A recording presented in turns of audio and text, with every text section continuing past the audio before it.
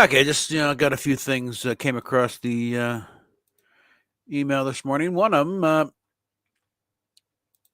we've all had various copyright claims for stuff we put in the videos and stuff. And usually they're kind of innocuous, as we're not making as much money or any money off the video.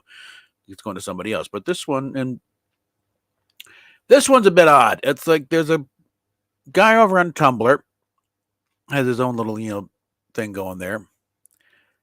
It's mapping La Serena. It's about going into for some reason he's trying to map out exactly what the ship is on Picard in Picard, and the Kaplan F-17 speed freighter, whatever. And people jumping in with schematics, floor plans, all the little things here and there. They got hit with a claim, a flurry of DMCA takedown notices from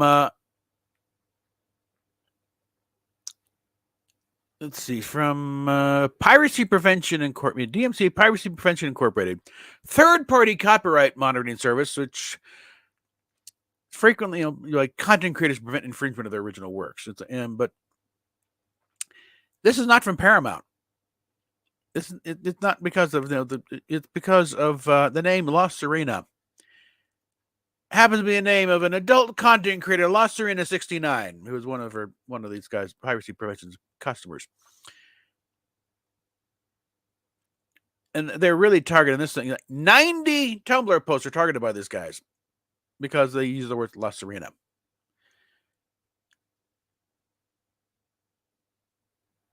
And it's instead of automatic being alerted to La Serena 69's potentially infringed content, company reported many of the mapping La Serena Tumblr.com's original posts, and none of them contain anything infringing on La Serena 69. Instead, they're on the ship, and so let's see, transparency automatic what they go through. So they rejected the complaints. So at least something's working out with all these thing here, but. And the team working on this weren't happy about the reports. They have to manually investigate each notice of copyright infringement, which takes a lot of time. There's 96 things in this one blog, and there's nothing there, And they suggest that this piracy prevention, they do a little more investigating of their own prior to making a claim. Quick look at the mapping La Serena's Tumblr site would have proven that the blog was discussing a speed freighter and not their client's customer. And to my knowledge, Star Trek has never collided with adult content unless you count fan fiction. I think what this might do, as far as, if there is an infringement, it might be just indicating of the viewing habits of the writers of Picard. It's like, that's where they may have gotten the name. Oh, yeah, I know some, where you got, never mind. And in other things here, anyone holding their breath for Star Trek 4, as in the fourth Kelvin movie? Yeah. Relax and breathe. It ain't happening anytime soon. Because Chris Pine was cornered and asked about it. Chris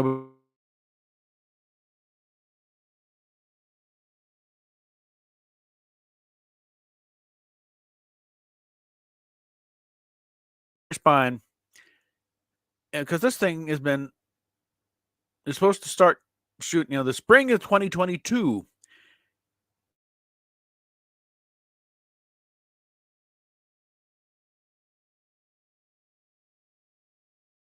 Industry or any just business in general, that's the last way. That's the worst way to try and get something like this started. You sign up your talent first, then you make the announcement.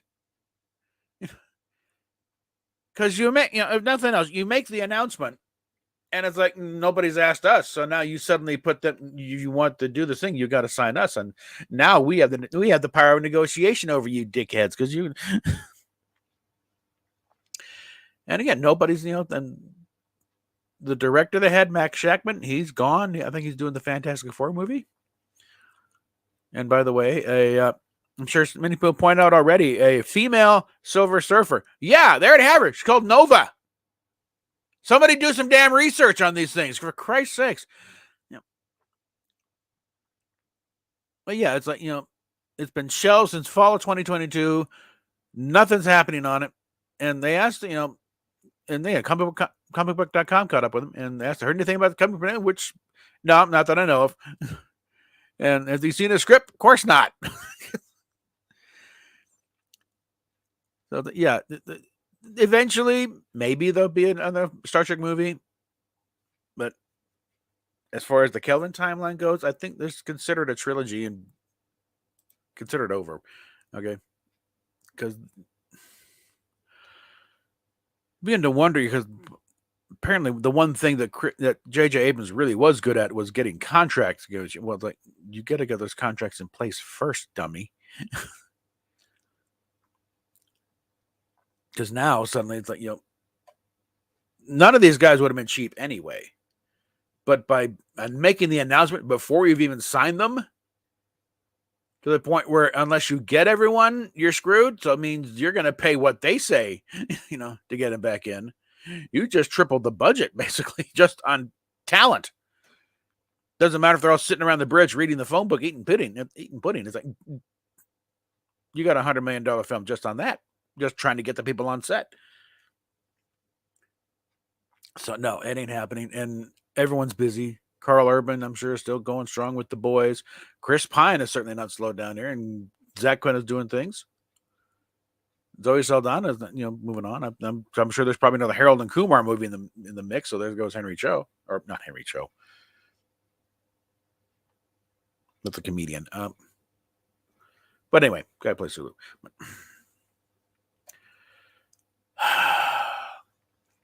So no, that's not happening. Okay, give it up. And something I want, the idea of, it was brought up on Sidetrack in a video. That one thing, that idea they might be working with, I don't know if I've talked to you before, but do it here, about a new and novel way to try and get rid of Alex Kurtzman. Because Kurtzman might be looking for a way out himself here. He might be getting tired of the crap. And something they may not have thought of when Les Moonves crafted that little contract from hell. Make it too damn expensive to buy him out, and you've got to get these things. And they may be looking, they're putting the idea of maybe just buying Secret Hideout, do an end around, and once they own the production company, send Alex on his way, rebrand it as Star Trek Studios, and get it back under their full control. Because the thing is, a lot of this stuff is not fully theirs. It's, Discovery, Strange New Worlds, the short Trek stuff. It's a big, part of the first 2 seasons of Picard. They're all at least partially owned. They got, the Secret Hideout has a claim on them, which kind of limits what they can do with it. And it's also the whole thing of like, this is supposed to be like the crown jewel of the IPs that they have. And if they don't have full control over it, that's a little irksome.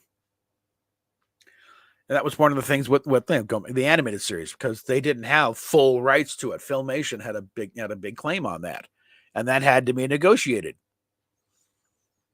And so that's the whole thing. And it's not canon. Well, it's not that it's not canon. It's not that we can't touch it. It might as well not be canon because we can't do anything with it. Otherwise, we'll be sending, royalty checks to Filmation every time we did something referencing the animated series.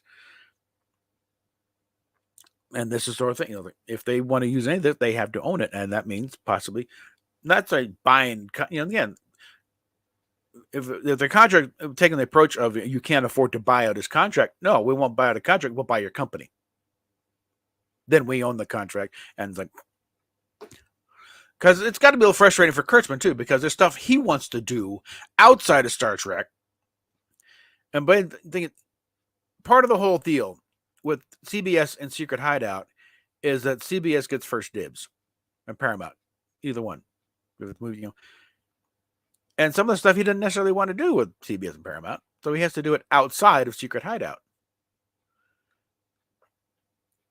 So it's a mutual thing of like they both want to do things. They would, Paramount would like to get Star Trek back on an even keel, where you don't have half the fan base hating their guts for the crap they're putting out, And Kurtzman doesn't want to necessarily be chained to this franchise he really wasn't a fan of in the first place. Well, that's the thing. And until they get rid of Kurtzman and Secret Hideout, or like I said, they buy out Secret Hideout so they own it, and then they can do what the hell they want with all the crap. And hopefully, with the people they have, like John Van Sitters and others who.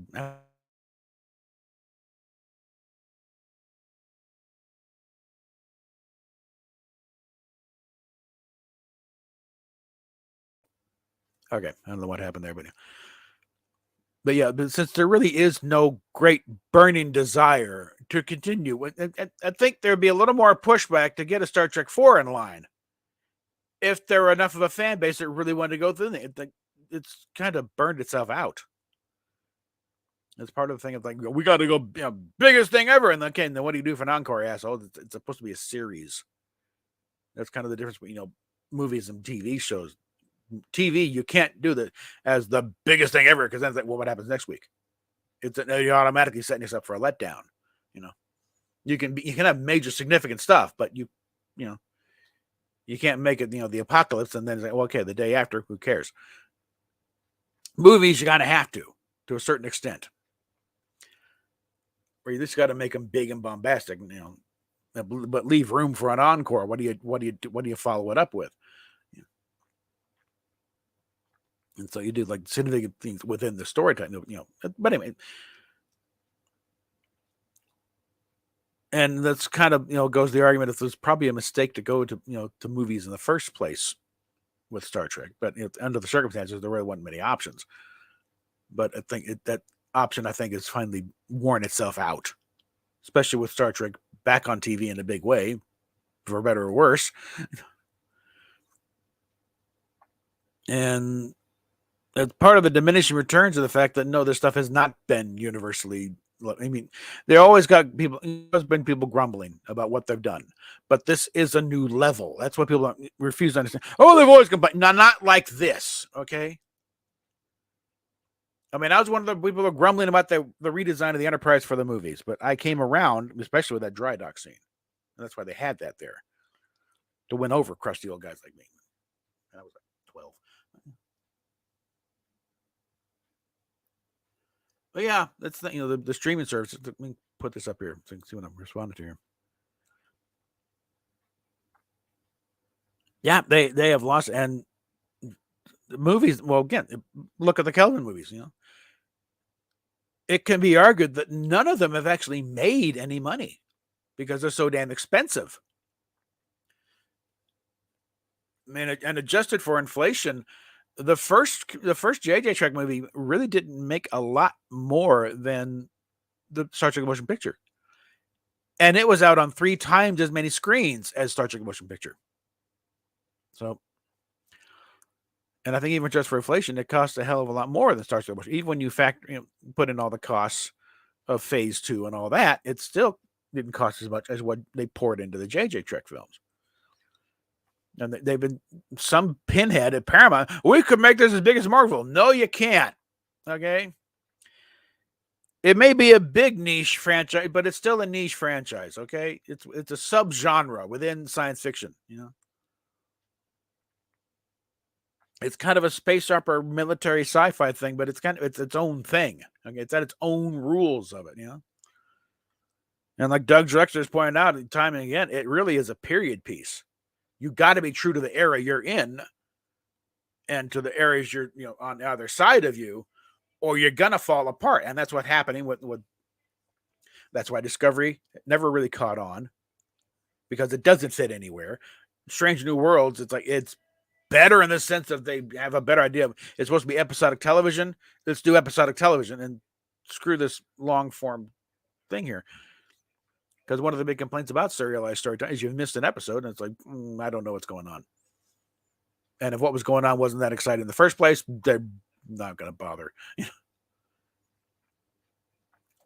Discovery only made it 5 seasons because they're contractually obligated to 5 seasons. The second they got that 5th season done, that's it, you're done. Which caught the cast and crew Discovery way off guard. They thought they were doing great. They've been blowing sunshine up their asses for the past 5 years. We're canceled. Yeah, we're done. You've cost us enough money.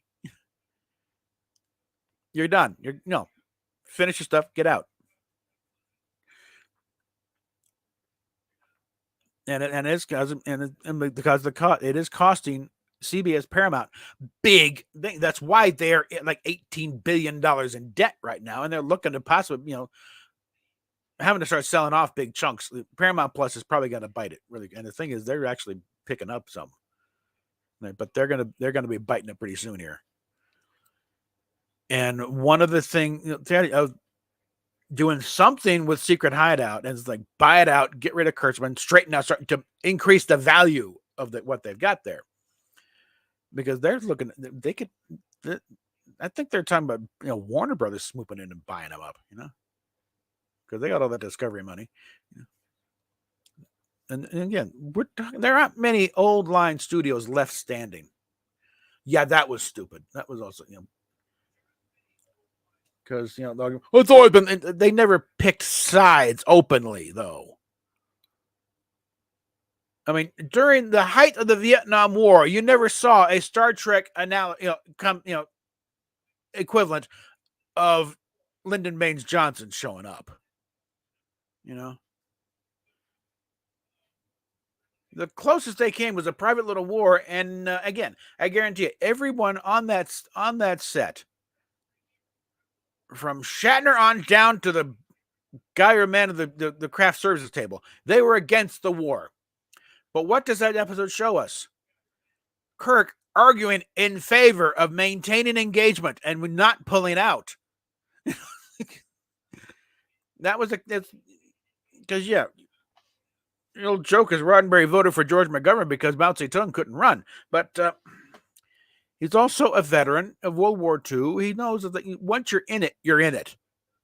You can't just pull out, otherwise, Well, look what happened in Vietnam. We pulled out and said, just millions died because now nothing was stopping the North from just sweeping out and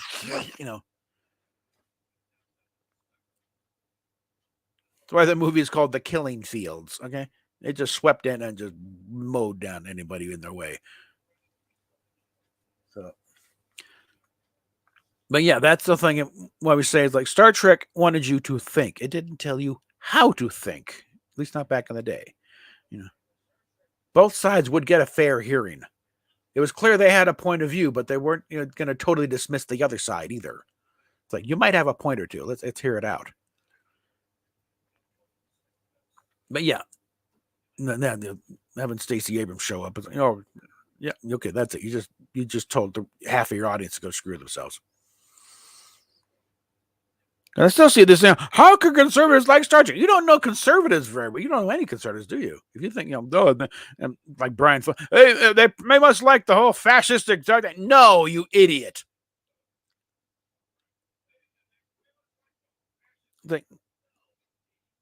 There are, I went into this on another video a few years ago about why conservatives like Star Trek. And yes, we are quite a contingent of conservative Star Trek fans because there's a lot to actually. Because the thing is, you got to take the universe. Star Trek is a post-scarcity economy. There's no longer pursuing, trying to secure sources of energy. It's fusion power, and replicator stuff. Like, there's no longer competing for resource. Now people can finally get and achieve what they want to do. You're now, and that was, again, why Roddenberry kind of really straddled the line, almost little libertarian leanings there in certain areas. Because if you get the fighting for resources out of the way, and you can finally just sit back and leave people alone to achieve what they want to achieve. And it's also like what John Lennon said about the whole starving artist thing being some kind of bollocks. Make them secure, keep them fed, and then you'll see the creativity just blossom when they're no longer having to worry about where the next meal is coming from. That's the sort of thing, And that that from a conservative point of view, yeah, that'd be great. It's not the world we live in. There are certain things we got to take into account, but that would be a great thing to live in. And then we, and do things like build starships and go out and find out what's out there. Because we're, because the other thing, usually we find, because we're all about, going out and exploring and seeing what's over the hill. What's the other side of that lake there? What's the other side of the ocean? What's the moon? Let's go to the moon, find out what's going on. Yeah. And let's see what Mars is actually like. Not just send robots, actually send somebody there and tell what's it like. Pushing forward, seeing what we can do next.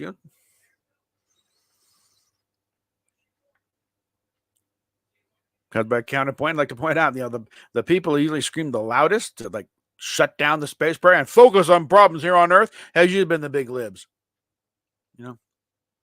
Walter Mondale was ready to pull the plug on the entire thing after the Apollo 1 fire. They wanted to take that money and shovel it into social programs, But there's one thing, one thing about, conservatives is we're all about innovation and discovering new things and how we can make things better. Shoveling money into a social program doesn't do that. But in figuring out how to get to Mars, and again, that involves more efficient power systems, better computer systems, better food situation, storage and manufacturing, And a lot of those things can be applied to life here on Earth. Look at that computer you're looking at right now. This, or if you're on little thing here. None of this would have been possible if JFK hadn't put us in saying, we plan to go to the moon and then land man on the moon within this decade and bring him back safely to the Earth. If he hadn't laid that out, none of this would have happened. Computers would still be the size of boxcars with half the computing capability at best.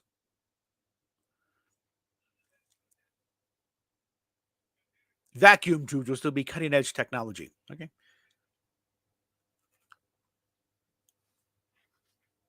And that's one of the case, why NASA is often been profitable to the government in general, and because the return on investment of what has been developed because of the space program far outweighs what it's been spent on it. And again, on not just on stuff like rockets and it's been on like computers development and food, food growing and processing.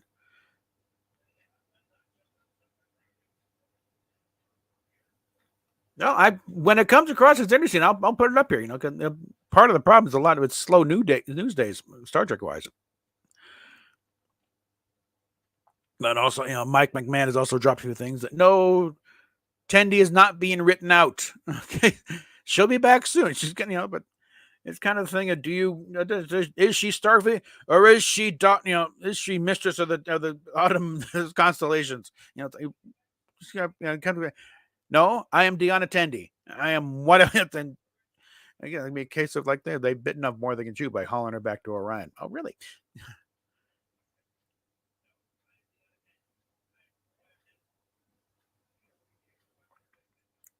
Well, especially Mae Jemison because she's an astronaut. Okay.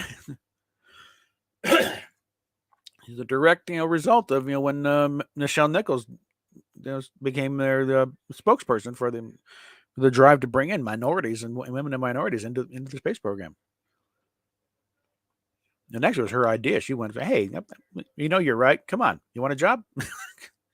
And started doing some, promotional films for him. But yeah, okay, we're 24 minutes. I'm gonna wrap it up there before I start going on rants and other things here. But let me get the closing thing here. I did the opening. Should do the closing. Make everything nice and fair. I think still a little sluggish, but there we go. So yeah, I might be doing some stuff later. I don't know. On the more personal issue of the other, current obsession, I am working on a project mainly to annoy her. Okay, it's not really. You don't write too much into what it is, but it involves an Elvis song, which I'm probably in more danger of, a takedown from, threat down notice from RCA than I am from, Indy. But it'll be fun. Trust me, I'm gonna do some editing. But anyway, we will talk at you later once this thing kicks off.